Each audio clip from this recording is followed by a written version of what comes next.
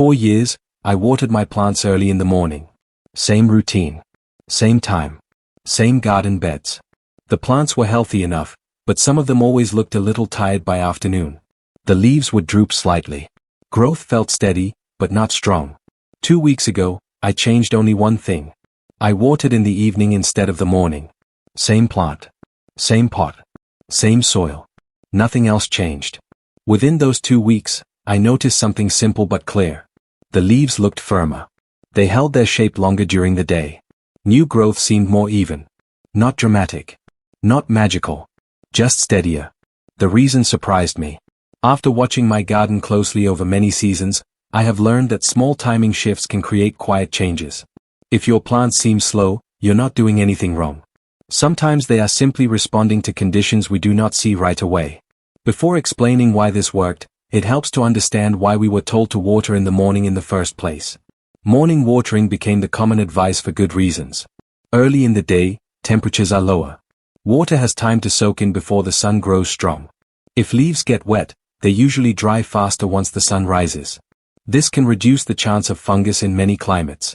There is also the idea that watering in the heat of the day causes fast evaporation. Much of the water may disappear before it reaches the roots. So gardeners were taught to water before the heat arrives. That advice is not wrong. It has helped many gardens. But it is not complete. Climate is different in every place.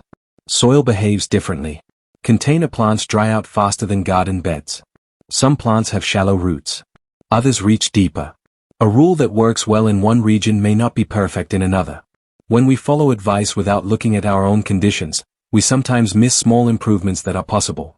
To understand why timing can matter, we need to think about what water actually does once it touches the soil. When you water in the morning on a warm day, the top layer of soil becomes moist. If the sun rises quickly and the air turns dry, some of that moisture begins to evaporate. It leaves the soil surface and returns to the air. Roots do not drink instantly. They absorb moisture slowly. It happens over hours. Water moves through soil particles. Fine roots take it in little by little. It is a steady process, not a sudden one. In hot and dry regions, especially in summer, the sun can pull moisture from the top layer before it travels deeply. If watering is light or shallow, much of it may stay near the surface. By midday, that surface can be dry again. This is where many beginners become confused. They worry about overwatering, so they give small amounts often. The soil looks wet for a short time, but the deeper roots may never receive enough moisture. Then the plant appears stressed later in the day. In cooler climates, evaporation is slower.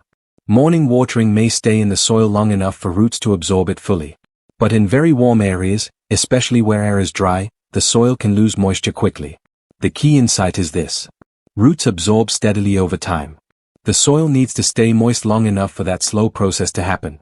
When I switched to evening watering, I did not expect much. But the soil felt cooler at night. The air was calmer.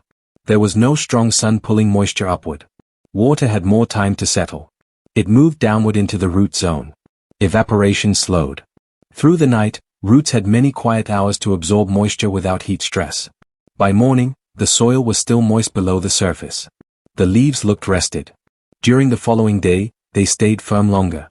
In hot, dry regions, this can make a noticeable difference. The plant begins the day fully hydrated.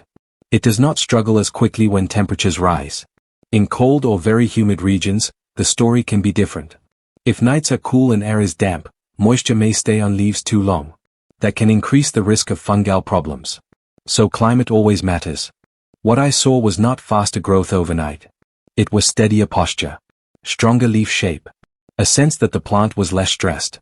That is very different from dramatic change. It is simply improved balance. Of course, evening watering is not perfect for every garden. In humid climates, especially where nights are warm and air is heavy, water sitting on leaves can invite disease. This is why technique matters. If you water at night, it helps to direct water to the soil, not onto the leaves. A gentle stream at the base of the plant is usually enough. Air circulation also plays a role. Plants that are crowded closely together may stay damp longer. In those cases, morning watering may still be safer. If you live in a cooler region with short growing seasons, and nights are chilly, heavy evening watering might keep soil too wet. Roots need oxygen as well as water. Constantly wet soil can limit airflow around roots.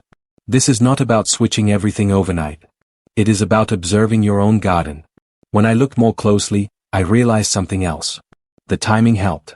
But depth mattered just as much. For many years, I watered quickly. A short sprinkle. The surface looked wet, and I moved on. It felt efficient. But it was often shallow. When I changed to evening watering, I also slowed down. I let the water soak deeply. I watched it settle. I allowed the soil to absorb before adding more. This created a deeper moisture zone. So the real difference was not only time of day. It was time plus depth. Deep watering encourages roots to grow downward. They search for moisture below the surface. That can make plants more stable and less sensitive to heat. If you use mulch, this helps even more. A thin layer of mulch reduces evaporation from the soil surface. It keeps moisture steady overnight and through the next day. When depth and timing work together, you may see subtle improvement. Not dramatic.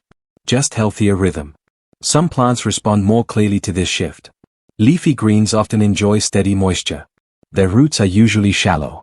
If they dry out quickly, they can wilt fast. Evening watering in warm climates can help them stay firm. Tomatoes can also benefit in hot regions. They prefer consistent moisture. Sudden drying and soaking cycles can stress them. Container plants often show the biggest change. Pots dry faster than garden beds. Evening watering allows the entire root ball to soak and rest overnight. Newly transplanted plants can also respond well. Their roots are still adjusting. Extra time with moist soil can support that adjustment.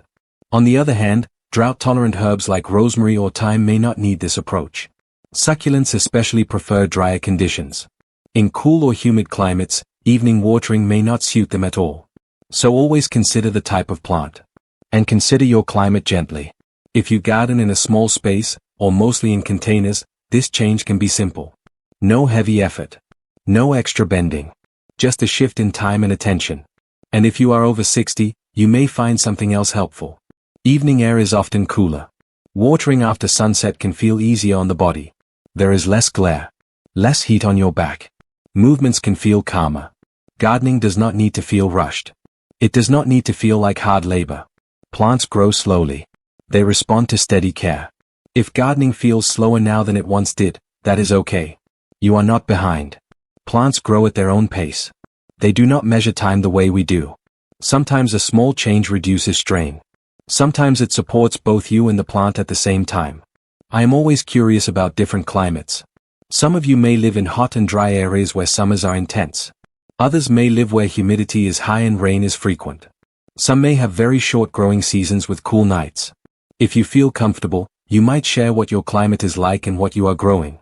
It can be helpful for all of us to see how the same idea behaves in different places. There is no single perfect rule for every garden. There are patterns. There are observations. But each garden has its own rhythm. What matters most is not working harder. It is noticing what is already happening. When I look back, I realize the improvement was not dramatic. It was steady. Leaves stayed upright longer. Soil stayed moist deeper into the day. Plants seemed less stressed. The change required no extra tools. No extra products. No complicated schedule. It was simply a shift in timing. A little more depth. A little more patience. If you decide to try it, you do not have to change your whole routine. You might experiment with one bed. Or one container. Watch for a couple of weeks. Notice how the leaves look in the afternoon. Feel the soil below the surface. Observation often teaches more than strict rules. Sometimes the smallest shift brings the steadiest growth. In gardening, as in many things, we often think we must do more to see better results. More fertilizer. More watering. More effort. But often it is about doing less, at the right time. Do less. Get more.